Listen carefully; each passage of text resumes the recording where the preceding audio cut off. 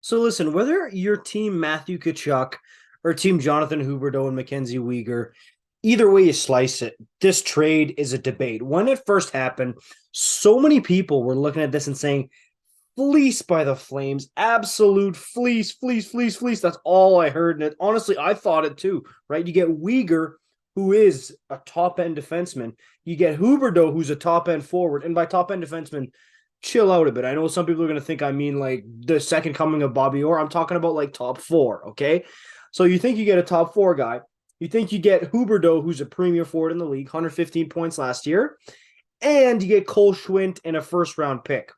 And look, that's still an amazing haul considering that going the other way to Florida, it's just number 19. It's just Matthew Tkachuk. And look, right now, it's a discussion to be had because again, Calgary gets the huge haul that most likely is going to help them in the long run.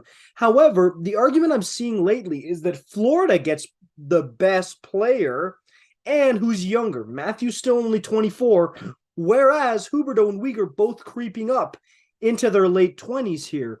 And already this Flames team looks old and slow. And it's not like Matthew Tkachuk was quick in the boots by any means, but hey, it's not like the Flames got much faster with the trade. And I'm seeing a lot of Flames fans wishing Tkachuk was still around right now.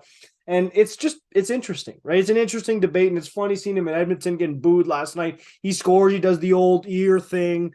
It's just interesting. And look, I don't necessarily miss the player as a Flames fan per se, but I definitely miss the antics because, hey, at the end of the day, hockey's entertainment. It's meant to be a show, meant to be fun. And trust me, there was no lack of entertainment when Matthew Tkachuk was with the Calgary Flames, especially those Battle of Albertas. They were insane.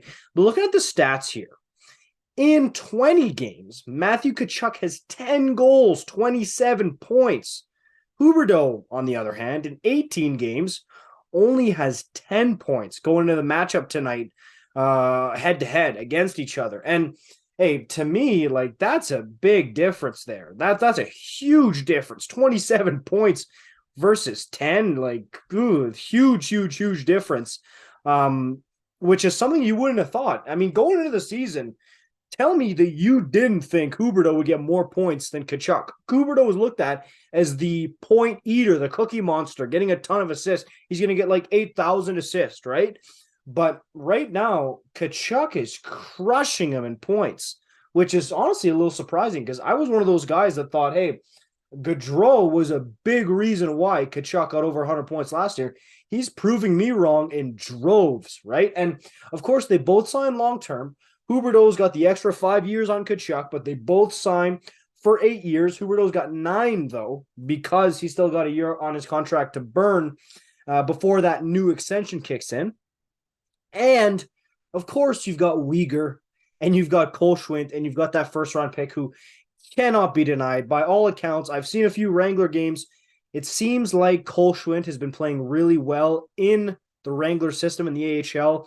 And most likely in a year or two, he might get a look in the NHL. And it seems as though he could project as a decent third-line center, which that's found money, man. That's absolute just extra gold in the trade. Obviously, the first-round pick in there as well, which is always gold in the NHL. You never know what that could be for you. It could be a huge miss, or it could be like a huge hit. Like I always bring up the example of David Pastrnak being taken in the 20s in the first round in 2014 by the Boston Bruins. What a hit that was, right? So first round picks are gold. You want to get as many of them as you can. Ask Ken Hughes what he thinks about first round picks.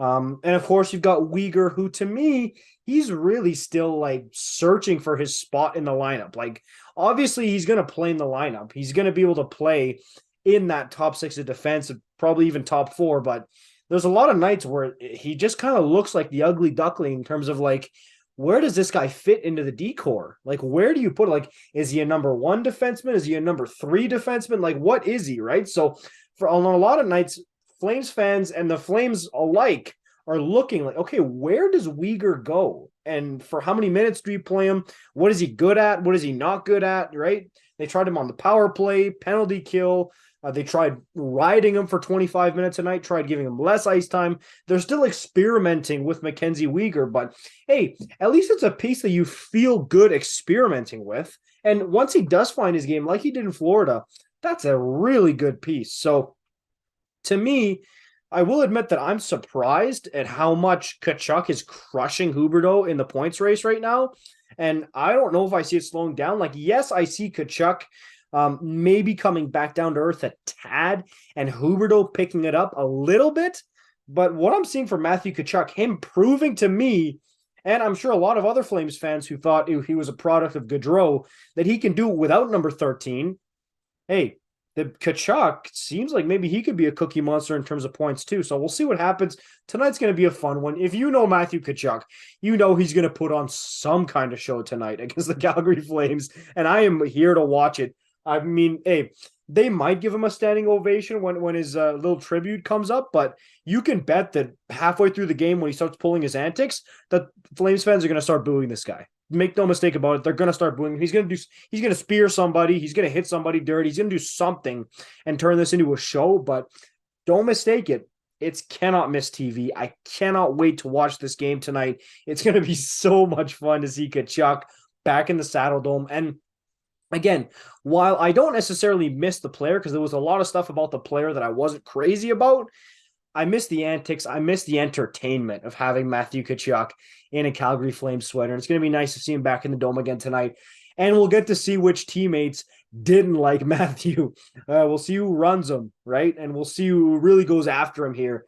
And I'm excited to see who he kind of, picks a fight with in terms of his old teammates. So we'll see what happens in that one. Let me know what you guys think about this in the comments down below. Who won the trade 4 months later? I want to know your opinion. Make sure you like, comment, subscribe. I'll see you in the next one. Peace out.